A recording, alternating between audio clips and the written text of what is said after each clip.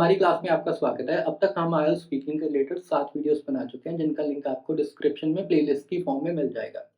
आज की इस वीडियो में मैं आपको उन बातों के बारे में बताऊँगा, जिनका ख्याल आपने रखना है आईएलटीएस स्पीकिंग का टेस्ट देने से पहले। सबसे पहली बात तो है लोकेशन। लोकेशन का आपने खास ख्याल रखना है। कई बार क्या होता है कि आप दूसरी या तीसरी बार आईएलटीएस का टेस्ट देने जाते हैं और आपको ऑलरेडी पता होता है कि इस शहर में, इस होटल के अंदर या इस पैलेस के अंदर हमारा टेस्ट होगा, बट लोकेशन चेंज हो जाती है।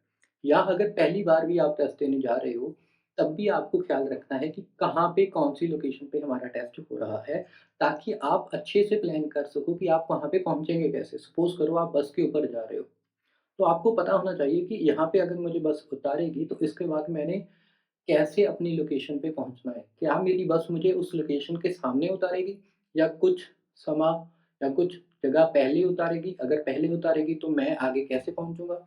तो उन सभी बातों का आपने ख़्याल रखना है। गूगल मैप्स के ऊपर देख लेना है कि कितना दूरी पे हमारा टेस्ट सेंटर है, ताकि आप उस हिसाब से अपनी चीज़ों को प्लान कर सको। पहली बात तो ये हो गई। दूसरी चीज़ क्या है, टाइम। नॉर्मली क्या होता है कि जब भी आप आईएलटीएस स्पीकिंग का टेस्ट या रीडिंग, लिसनिंग, राइटिंग का टेस्ट देने जाते हो, तो वहाँ पे लिखा होता है कि इतना टाइम है आपके टेस्ट का और आधा घंटा पहले आपने पहुँचना है या 45 मिनट्स आपने पहले पहुँचना है। अगर आपको ये बोला गया है कि 30 मिनट्स पहले आपने टेस्ट देने पहुँचना है, तो मेरी सजेशन ये है कि आप 1 घंटा पहले पहुँचो। उसका रीज़न मैं आपको बताता हूँ। जो राइटिंग और रीडिंग का टेस्ट होता है, उसमें आपको सोचने का समय मिलता है। आप एक चीज़ लिखो, उसे सही कर सकते हो। बट जो लिसनिंग और स्पीकिंग का टेस्ट होता है, उसमें आपको दोबारा सोचने का समय नहीं मिलता। एग्ज़ामिनर आपसे एक बार सवाल करेगा, आपने साथ ही साथ उस सवाल का जवाब देना है। तो ऐसी सिचुएशन में आपकी जो मेंटल सिचुएशन है, वो बहुत ज़्यादा मैटर करती है कि आपका फ्रेम ऑफ माइंड क्या है।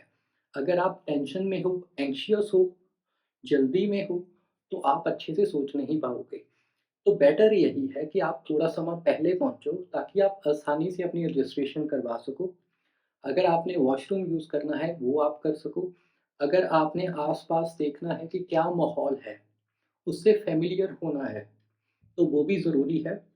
क्योंकि मैं आपको एक बात बताता हूँ कि जब मैं पब्लिक स्पीकिंग करता था यूनिवर्सिटी के अंदर, स्टेज के ऊपर अगर मुझे बोलना होता था काफ़ी लोगों के सामने, और अगर मैं नर्वस होता था बाय एनी चांस, तो मैं क्या करता था कि इवेंट शुरू होने से पहले स्टेज के ऊपर चला जाता था, जब कोई वहाँ पे नहीं होता था। तो उससे क्या होता था कि जब लोग आते थे वहाँ पे, तो मैं नर्वस नहीं होता था, क्योंकि मुझे उस माहौल से फ़ैमिलियरिटी हो गई थी। मुझे पता था कि ये चीज़ यहाँ पे है, यहाँ पे लोग बैठेंगे। I could already imagine myself in that situation before that situation happened. उस सिचुएशन के होने से पहले ही मैं उस सिचुएशन में अपने आप को इमेजिन कर पाता था, जिससे मेरी काफ़ी हेल्प हो जाती थी। That is the same thing जो आप भी कर सकते हो अगर आप पहले वहाँ पे पहुँचते हो।